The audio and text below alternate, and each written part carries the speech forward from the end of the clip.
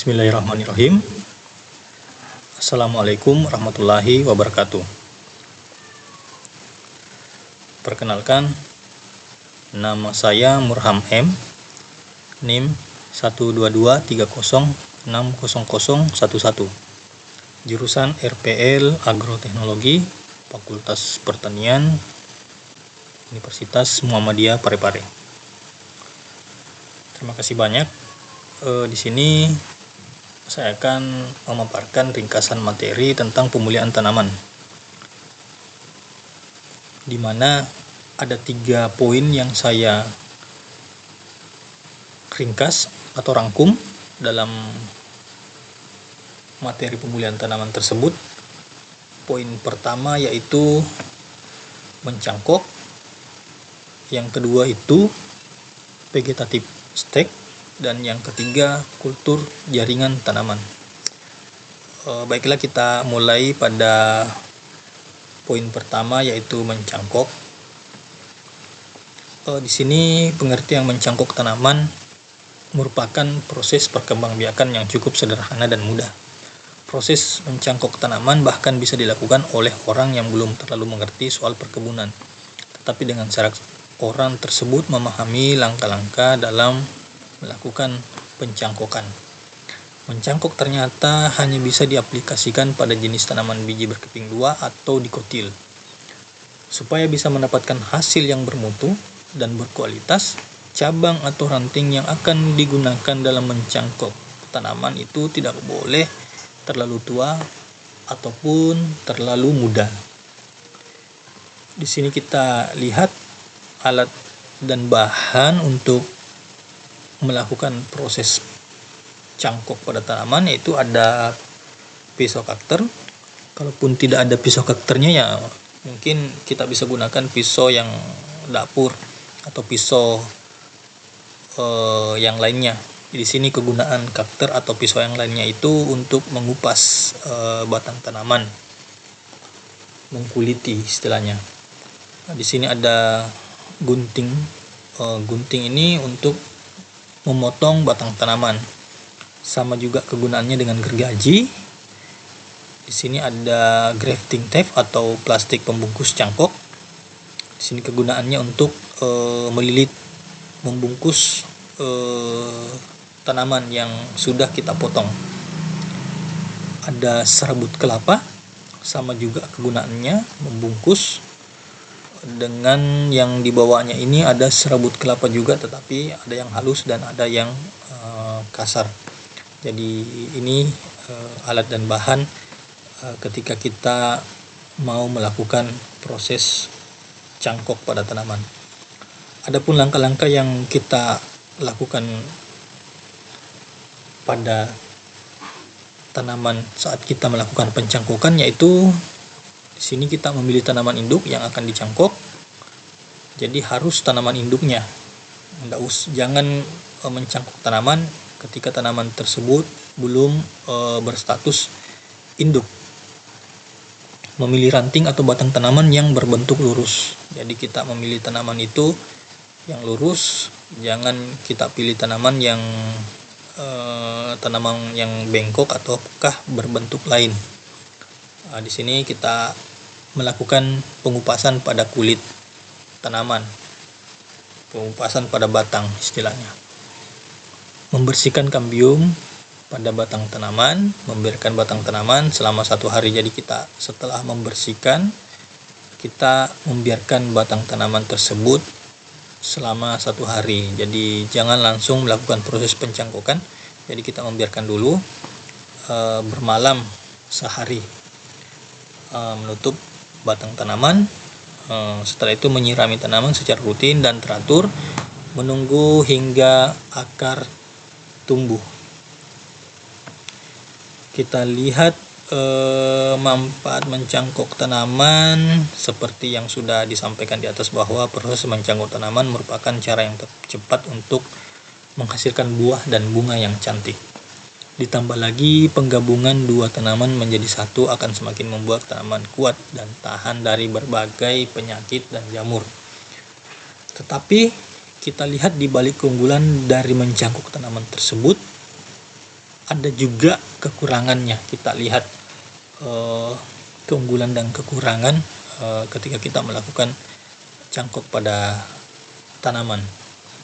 Di sini kita ketahui bahwa keunggulannya itu tinggi proporsional. Tanaman hasil mencangkok bakal memiliki tumbuh dengan tinggi yang lebih rendah daripada induknya. Jadi dia memiliki tumbuh yang lebih rendah daripada induknya. Tanaman yang tinggi tetapi sudah bisa berbuah atau berbunga menjadikan tanaman lebih mudah untuk dirawat dan tidak berantakan. Keunggulan lainnya itu buah atau bunganya segar dan subur. Tanaman hasil mencangkok bakal lebih cepat untuk berbuah atau berbunga. Selain itu, karena proses mencangkok berasal dari induk yang bermutu dan berkualitas, maka buah atau bunga yang dihasilkan juga bakal lebih baik jika kita bandingkan dengan induk yang kita cangkok. Kualitasnya seperti induk. Jadi proses mencangkok tanaman tidak akan mengurangi kualitas induk, justru tanaman hasil mencangkok akan memiliki kualitas yang lebih atau serupa dengan induknya. Di sini kita lihat kekurangan dalam melakukan pencangkokan pada tanaman, yaitu induknya itu rusak. Proses mencangkok sebenarnya tidak akan mengurangi kualitas induk, namun hal yang perlu diperhatikan adalah kupasan pada batang tanaman induk yang berlebihan. Diakibatkan pengupasannya ini lebih dari penggunaan, hal itu dapat membuat induk rusak ataupun bahkan mati. Ini tadi kita lihat kekurangannya itu, jadi rawan mati, tanamannya itu rawan mati. Setelah cangkokan mengeluarkan akar dan siap dipotong dan disemai, hal yang perlu diperhatikan adalah perawatan. Tanaman hasil cangkok itu harus diberikan perawatan yang khusus dan tidak bisa diabaikan. Tanaman hasil mencangkok yang baru disemai belum sekuat tanaman yang disemai dari biji. Oleh karena itu, perlu dilakukan perawatan khusus dan telaten agar tanaman bisa tumbuh dengan optimal. Sebenarnya cara-cara mencangkok sangat banyak dan beragam. Penanaman dari mencangkok pun berbeda-beda, dari layering, grafting, hingga transplantasi. Layering ini cara mencangkok tanaman dengan menanam cabang tanaman yang masih terhubung dengan tanaman induk untuk dijadikan akar dan menumbuhkan tanaman baru. Jadi dia itu terhubung dengan tanaman induk untuk menghasilkan tanaman baru. Setelah cangkokan mengeluarkan akar, batang tanaman tadi kemudian kita potong untuk disemai. Itu yang dikategorikan termasuk layering dalam proses pencangkokan pada tanaman. Grafting itu cara mencangkok yang menggabungkan dua jenis tanaman berbeda menjadi satu. Banyak orang melakukan grafting untuk menghasilkan buah atau bunga yang lebih segar dan subur. Jadi grafting ini menggabungkan dua jenis tanaman berbeda menjadi satu. Transplantasi adalah cara mencangkok dengan memindahkan tanaman dari satu tempat ke tempat lainnya. Dalam proses transplantasi biasanya akan membutuhkan tanah dan pot yang baru. Di sini kita lihat cara mudah mencangkok. Jadi contoh kasusnya itu pada pohon mangga.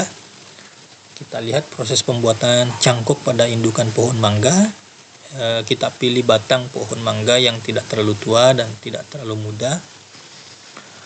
Ukurannya sekitar 120 cm. Batang tersebut dengan menggunakan pisau kita kerat batangnya dengan menggunakan pisau. Panjang luka keratan kurang lebih sekitar 10 cm. Kambiong yang terdapat di batang harus dibersihkan terlebih dahulu. Anda bisa membersihkannya dengan cara kita kerik.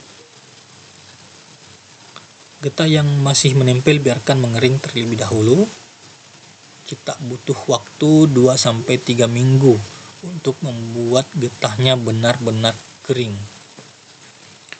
Kita berikan zat perangsang tumbuh atau ZPT. Misalnya yang paling populer adalah Clonax, dan pupuk andalan pada bagian batang yang sudah dikerak. Ambil beberapa tanah subur, kemudian kepalkan dan balut pada bagian batang tadi. Pastikan semua bagian batang yang sudah dikerak tertutup tanah dengan sempurna. Setelah itu kita bungkus seatan tersebut dengan menggunakan media pembalut yang Anda gunakan. Bisa plastik bening, bisa juga sabut kelapa dan sebagainya. Kemudian kita ikat dengan tali rapia sampai kencang. Kita siram batang cangkokan tersebut secara rutin setiap harinya. Ya, kurang lebih selama 3-4 bulan akar sudah mulai tumbuh, balutan plastiknya bisa Anda lepas dan cangkokan bisa ditanam pada media yang baru. Potong bagian daun dan ranting kecil supaya tidak berpengaruh pada pertumbuhan cangkokannya. Buka bungkus cangkokannya dengan hati-hati. Setelah itu kita tanam batang cangkokan pada polybag terlebih dahulu sampai daun dan ranting bertumbuh. Jika ranting dan daun sudah tumbuh, batang cangkokan kita bisa tanam pada tanah. Itu tadi penjelasan atau ringkasan materi tentang mencangkok yang kita aplikasikan pada pohon mangga. Nah, kita masuk ke poin kedua, yaitu vegetative stage. Di sini pengertian vegetative stage yaitu merupakan metode perbanyakan tanaman dengan menggunakan potongan atau bagian tubuh tanaman itu sendiri. Potongan tubuh tanaman bisa berupa akar, batang, dan juga daun. Setiap bagian tubuh dari tanaman memiliki sifat totipotensi di mana satu sel bisa membelah menjadi sel lainnya. Sehingga Streptocarpus bisa ditumbuhkan dari potongan daun, sel akar, dan juga batang bisa terbentuk juga. Cara mengembangbiakan tanaman ini dilakukan khususnya bagi tanaman yang sulit berkembang biak menggunakan biji. Selain itu, perkembangan vegetatif juga berguna untuk membentuk klon tanaman unggul. Kita lihat di sini ada jenis-jenis stek batang, stek daun, dan stek akar. Stek batang adalah stek yang diambil dan diakarkan pada hampir setiap saat selama masa pertumbuhan aktif tanaman induk. Stek batang dilakukan dengan sepotong batang adalah bagian yang terkubur di dalam tanah, termasuk setidaknya satu ruas daun. Stek kemudian mampu menghasilkan akar baru. Metode stek batang itu sendiri bisa dilakukan untuk memperbanyak tanaman hias, tetapi juga tanaman kebun bisa diperbanyak menggunakan metode stek. Tanaman yang bisa di stek adalah mawar, krisan, dahlia, mint, dan masih banyak tanaman yang lainnya. Di sini kita lihat stek daun. Stek daun adalah stek di mana daun ditempatkan di tanah yang lembab. Metode ini harus mengembangkan batang baru dan juga akar baru. Beberapa daun akan menghasilkan satu tanaman di pangkal daun. Metode stek daun umumnya digunakan pada sekulen. Stek daun tidak termasuk tunas ketiak. Stek hanya bisa digunakan untuk tanaman yang mampu membentuk tunas adventif. Tanaman dengan daun besar, terutama tanaman pot dalam ruangan, sering menggunakan metode stek daun ini. Contoh tanaman yang bisa menggunakan metode stek ini adalah cocor bebek, sekulen, lidah buaya, dan lidah mertua.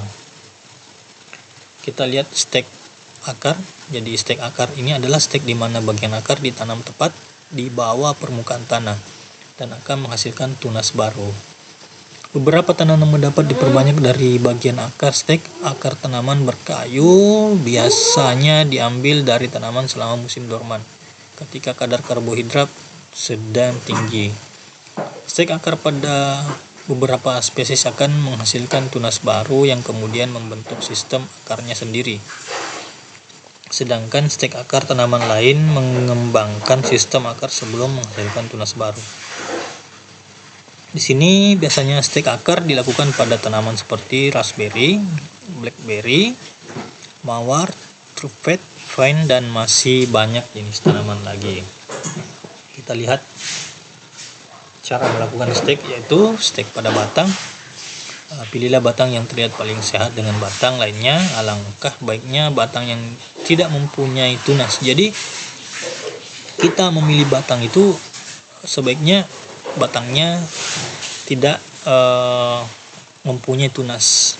Kita ambil stek batang dengan panjang kurang lebih 3 sampai 6 inci, disesuaikan dengan yang kita butuhkan.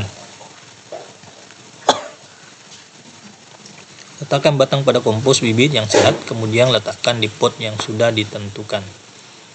Letakkan tanaman yang tidak berakar di bawah sinar matahari. Jadi tanaman yang tidak berakar ini kita letakkan di bawah sinar matahari. Kita cek perkembangan batang yang sudah di stek secara rutin. Stek akar itu kita ambil akar yang berukuran kecil, lalu kurang lebih 1 cm. Biasanya diambil dari akar yang lebih besar. Akar yang diambil kemudian kita potong sekitar 10 cm. Perlu kita ingat untuk memperhatikan posisi akar atas dan bawah agar pada saat proses menanam tidak terbalik. Jadi di sini harus diperhatikan pada stek akar itu proses yang kita potong itu posisi akarnya tidak terbalik.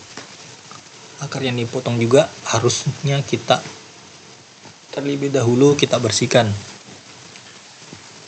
Jangan lupa kita rendam akar menggunakan set PT saat mengatur tumbuh. Potongan-potongan akar kemudian ditanam dalam pot yang berisi media tanah, kemudian disiram. Pot itu disungkup dengan plastik transparan menggunakan bantuan bambu dan tali rapia. Kita singkup plastik digunakan untuk tetap menjaga kelembaban dan merangsang pertumbuhan tunas pada akar yang kita stek. Stek daun. Di sini kita lihat ada 3 jenis stek daun yang bisa kita gunakan, yaitu stek pucuk daun. Stek pucuk daun ini kita pilih tanaman dengan tunas yang sudah berkembang dan sehat. Kita potong batang menjadi beberapa bagian agar bisa mendapatkan batang yang pendek dan juga daun kuncup yang baik. Setelah itu kita celupkan pangkal stek ke dalam bubuk perakaran. Lalu kita tanam stek dan letakkan di permukaan pot. Kita letakkan di tempat yang memiliki suhu hangat. Jadi stek daun ini kita tempatkan di suhu yang hangat. Pilih daun yang ini tadi stek pucuk daun, sekarang kita stek tangkai pada daun. Kita pilih daun yang sehat, potong daun dengan tangkai daun kurang lebih 2,5 cm. Kita tempatkan daun dalam campuran pot dengan sedikit miring. Hal ini agar pangkal daun bersih dari permukaan. Tegaskan campuran dengan lembut di sekitar pemotongan. Berikan label dan air dengan larutan fungisida encer. Tempatkan di tempat yang hangat. Tanaman akan lebih rentan terhadap penyakit, jadi jangan menaruh mereka di unit kabut. Jadi kita tempatkan tanaman ini di tempat yang hangat, jangan terlalu di tempat yang berkabut, agar media tanam tetap lembab. Stek daun tanpa tangkai. Jadi tadi kita sudah lihat stek pucuk daun, stek tangkai daun, kita ke stek daun tanpa tangkai. Jadi kita ketahui stek itu ada 3 jenis. Kita lihat stek daun tanpa tangkai, kita ambil daun yang sehat, kemudian kita potong daun menjadi beberapa bagian masing-masing dengan pena utama. Kemudian jaga agar bagian-bagian teratur sehingga kita tahu mana yang bagian atas pemotongan dan mana yang bagian bawah. Perlu kita ketahui bahwa mereka tidak akan tumbuh jika kita mengangkatnya dengan cara yang salah. Jadi ketika kita mengangkat cara yang salah, dia kemungkinan tidak akan bisa tumbuh. Kita tanam ujung bawah setiap bagian sekitar 10 mm di media tanam. Tempatkan di lingkungan yang lembab dan juga hangat.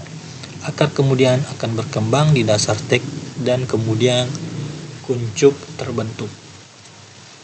Itu tadi jenis-jenis stek daun. Kita lihat di sini keuntungan dan kerugian ketika kita melakukan stek pada tanaman. Kita lihat keuntungannya itu tanaman yang dihasilkan akan mempunyai karakter yang bisa dibilang akan sama dengan induknya. Tanaman yang di stek akan lebih cepat matang, memiliki nilai yang lebih ekonomis dan lebih praktis, tidak merusak induk dari tanaman yang di stek. Kita lihat kerugiannya, stek seringkali tidak ada akar tunggang sehingga akan lebih mudah roboh atau jatuh. Tanaman akan lebih mudah mengering apabila sudah memasuki musim kemarau panjang. Jadi ada keuntungan dan kerugian ketika kita melakukan stek pada tanaman. Kita lihat contoh tanaman yang bisa di stek di sini. Itu ada rosemary, thyme, cucur bebek, ada kunyit juga. Jadi di sini rosemary, tanaman ini pasti sudah sering kita lihat, biasanya digunakan untuk bumbu masak atau bahkan hiasan dalam makanan. Rosemary ini memiliki wangi, harum, dan rasa yang lezat. Rosemary bisa tumbuh dengan dua cara, yaitu biji yang juga stek batang tentu akan lebih mudah tumbuh melalui teknik stek dibandingkan biji.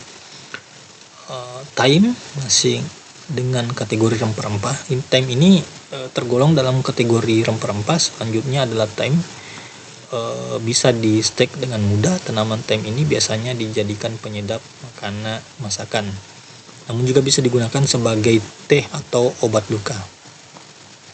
Tanaman ini juga bisa tumbuh di media apa saja, baik di media semi kering, ringan, hingga yang terdrainase dengan baik. Thyme juga bisa tumbuh di suhu udara yang hangat. Cucur bebek ini merupakan tumbuhan sekulen yang berasal dari Madagaskar yang mudah tumbuh ditemukan di Indonesia. Tanaman ini memiliki keunikan karena metode reproduksinya yang unik, yaitu memiliki daun yang mengeluarkan tunas baru. Tanaman ini bisa kita lakukan metode stek daun dengan cara memotong daun cucur bebek lalu simpan di atas tanah, kemudian tunas-tunas nanti akan tumbuh dengan sendirinya. Kunyit ini bisa kita stek. Kunyit ini juga termasuk dalam kategori rempah-rempah. Tanaman ini sudah sering menjadi bumbu masak dalam banyak masakan khas di Indonesia. Kunyit adalah tanaman yang akan memberikan warna kuning yang cantik untuk masakan dan rasa yang sedap. Kunyit juga tumbuh dengan baik di media tanah yang agak lembab dan cenderung kering.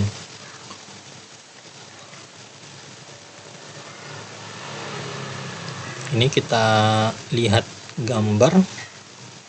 Ini contoh gambarnya stek pada tanaman singkong.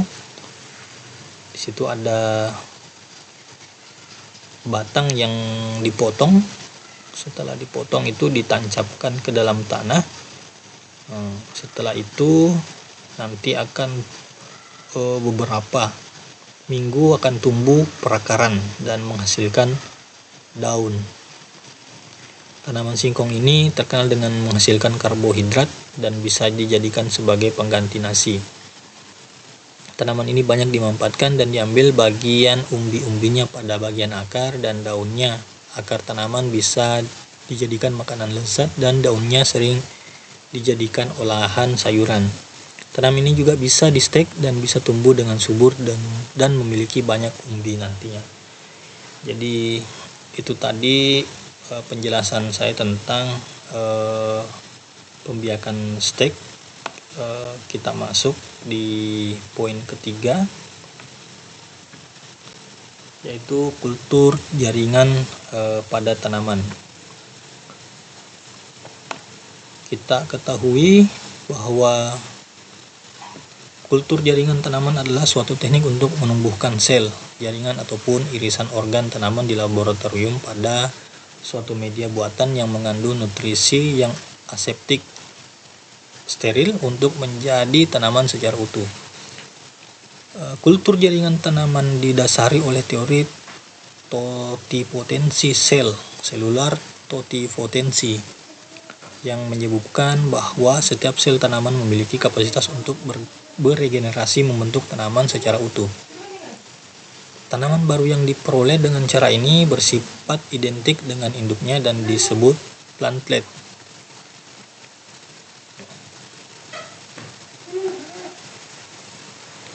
Kita lanjut ke pemanfaatan teknik kultur jaringan. Di sini kita lihat bahwa pemanfaatan teknik kultur jaringan itu transformasi genetik atau rekayasa genetik, memperbanyak game genetically modified plants atau yang dikenal sebagai tanaman transgenik, perbanyakan tanaman hibrid yang memiliki sifat-sifat unggul, memperbanyak tanaman yang tidak memiliki biji, mempermudah pengiriman tanaman dalam kontainer steril, memperbanyak tanaman yang bijinya sulit berkecambah anggrep epitens, menghasilkan tanaman bebas virus dari kultur meristem, fusi protoplas, embrio rescue, menghasilkan tanaman double haploid melalui kultur mikrospora. Kita ketahui bahwa sejarah singkat di sini dalam kultur jaringan, yaitu setelah mengetahui tentang pengertian kultur jaringan, berikut ini sejarah singkatnya kultur jaringan. Jadi perkembangan teknologi kultur jaringan sebenarnya dimulai pada tahun 1838, yaitu ketika seorang peneliti Sladen dan Schwann mengungkap mengenai teori totipotensi, sel-sel bersifat otonom yang mempunyai prinsip beregenerasi menjadi tanaman lengkap. Teori yang dikemukakan tersebut menjadi dasar dari spekulasi Haberland pada abad ke-20 awal yang menjelaskan jaringan tanaman yang diisolasi dan dikultur dapat berkembang menjadi sebuah tanaman normal dengan cara melakukan manipulasi terhadap nutrisi dan kondisi lingkungan. Walaupun pada awalnya usaha yang dilakukan oleh Haberland pada tahun 1902 mengalami kegagalan, akan tetapi Carroll, Harrison, dan Burroughs pada tahun 1907 sampai dengan 1909 berhasil untuk mengkulturkan jaringan hewan dan manusia dengan cara in vitro. Jadi Haberland pada tahun 1902 ini mengalami kegagalan, tapi Carroll, Harrison, dan Burroughs pada tahun 1907 sampai 1909 dia kembali berhasil untuk mengkulturkan jaringan hewan dan manusia dengan cara in vitro. Teknik kultur jaringan mulai berhasil untuk memperbanyak tanaman secara vegetatif pertama kalinya di tahun 1934 yang dilaporkan oleh White, yaitu pertama kali berhasil pada kultur akar tanaman tomat. Dan pada tahun berikutnya yakni 1939 White, Nebecourt, dan Gottrecht berhasil untuk menumbuhkan kalus, tembakau, dan wortel dengan cara in vitro. Selesai Perang Dunia Kedua, perkembangan kultur jaringan berkembang pesat dan mulai banyak penelitian yang menjadikan dunia pertanian, hortikultura, dan kehutanan semakin maju dan semakin modern. Ini kita lihat ruangan dalam laboratorium kultur jaringan, dapur murid. Sayang di sini tidak ada gambarnya. Kita penjelasan saja yang saya tampilkan. Jadi dapur merupakan tempat pencucian alat-alat sebelum disterilisasi. Jadi ini dapur ini adalah ruang kultur jaringan. Di dapur juga ini terdapat tempat pencucian sink dengan kran, bak sampah, serta rak tempat menaruh alat-alat setelah dicuci. Ruang preparasi merupakan tempat pembuatan media. ada juga ruang privasinya. Ruang tanam merupakan ruang untuk menanam kultur. Ruang kultur inkubasi merupakan ruang untuk meletakkan dan menumbuhkan hasil kultur yang kita tanam. Di sini juga ada peralatan kultur jaringan. Saya tidak tampilkan juga dalam gambar, tetapi kita bisa membaca di sini. Ada timbangan balance digital beragam jenisnya, gunanya sebagai secara umum untuk menghitung suatu massa atau benda dengan teknik digital. Magnetic stirrer digunakan untuk proses pembuatan media secara pembuatan larutan dari senyawa yang berbentuk padat. Autoclave adalah alat untuk sterilisasi dengan metode uap panas, steam heating. Open sterilisasi juga bisa dilakukan dengan open, namun hanya bisa untuk alat-alat kecil dan glowers dan tidak bisa untuk sterilisasi media. Meja kerja dalam kultur jaringan disebut juga meja tanam, adalah tempat yang digunakan untuk menanam. Rak kultur merupakan tempat untuk meletakkan eksplan setelah ditanam pada media steril dan menumbuhkan hingga menjadi plantlet. Glasswares adalah semua peralatan kecil yang terbuat dari bahan gelas seperti gelas ukur, gelas dan labo Erlenmeyer serta botol kultur. Kita lihat media kultur jaringan. Di sini komponen medianya ada hara makro, hara mikro, gula, vitamin, inositol, zat pengatur tumbuh, pemadat media, asam amino, senyawa organik. Kita lihat di jenis media di sini ada gambaran tabel. Di situ ada beberapa komponen media dengan jenis-jenis media. Kita langsung saja ke tahapan pekerjaan kultur jaringan. Jadi tahapan pekerjaan dalam kultur jaringan itu meliputi isolasi bahan tanam atau eksplan. Isolasi bahan tanam ini dimulai dari pemilihan dan pemeliharaan tanaman induk. Tanaman induk yang dipilih harus sehat, bebas penyakit, dan memiliki pertumbuhan yang baik. Ini kita lihat contoh gambar di bawah, contoh gambar A dengan contoh gambar B, tanaman induk stroberi. Pengambilan bahan eksplan. Kita lihat sterilisasi eksplan yang perlu diperhatikan dalam sterilisasi permukaan bahan eksplan adalah konsentrasi sterilan dan layanan dan lamanya perendaman. Angka yang tepat biasanya diperoleh melalui penelitian awal trial and error karena sangat spesifik untuk masing-masing spesies tanaman serta jenis dan umur bahan eksplan. Konsentrasi yang terlalu tinggi akan menyebabkan kematian pada sel-sel tanaman, sedangkan konsentrasi yang terlalu rendah tidak efektif. Eksplan.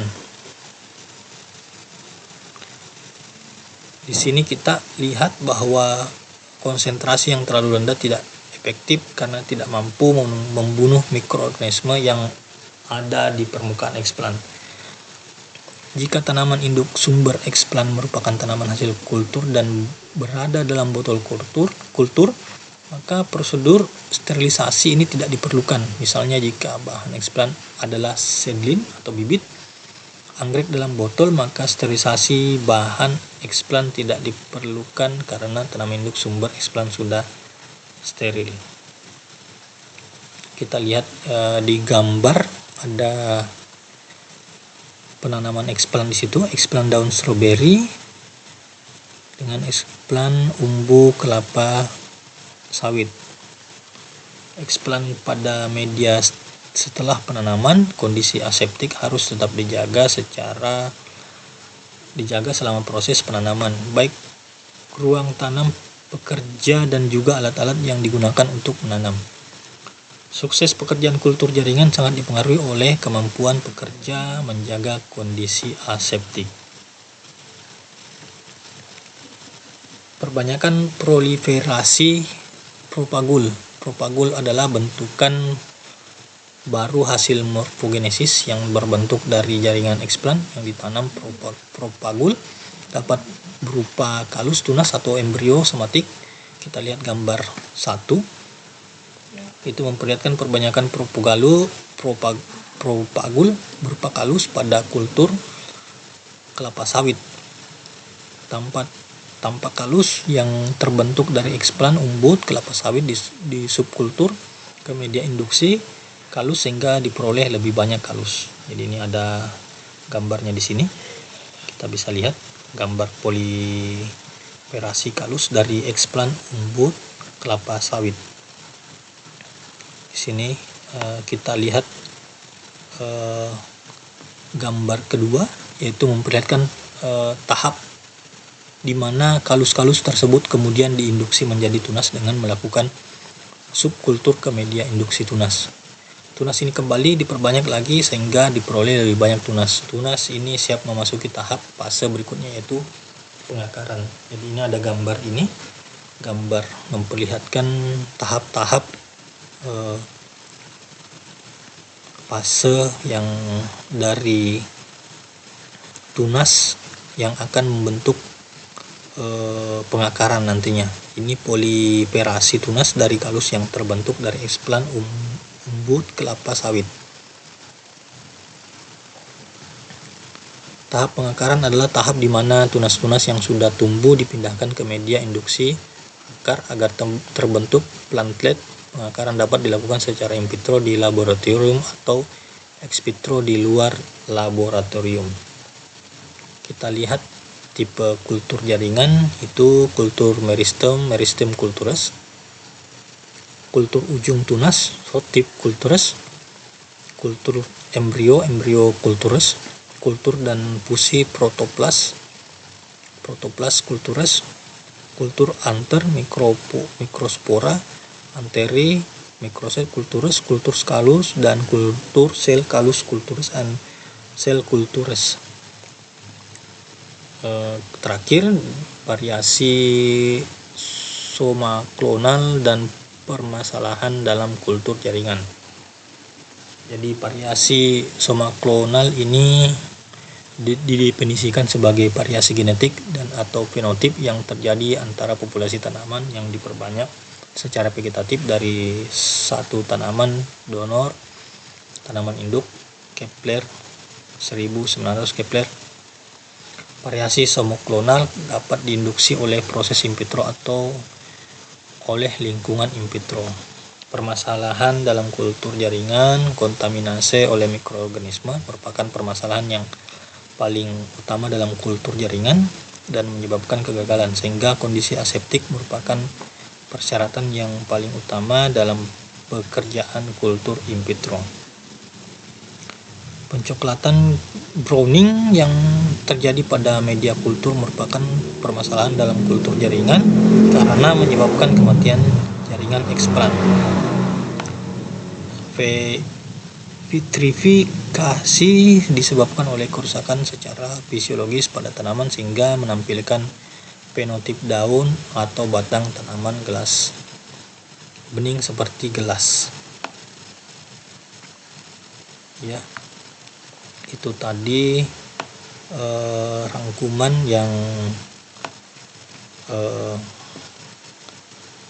saya ringkas dalam materi pemulihan tanaman. Terima kasih banyak. Mungkin ketika ada hal-hal yang bersifat masih kurang melalui materi ringkasan pemulihan tanaman ini, mudah-mudahan bisa dimaklumi, dan saya sangat berterima kasih kepada Bapak Aksan selaku dosen dari mata kuliah pemulihan tanaman. Semoga kita semua diberikan kesehatan dan kebaikan untuk keseharian kita. Ya, itu saja ringkasan yang saya bisa paparkan. Semoga kita bisa kembali dalam materi-materi yang lebih bermanfaat di kemudian hari. Assalamualaikum warahmatullahi wabarakatuh.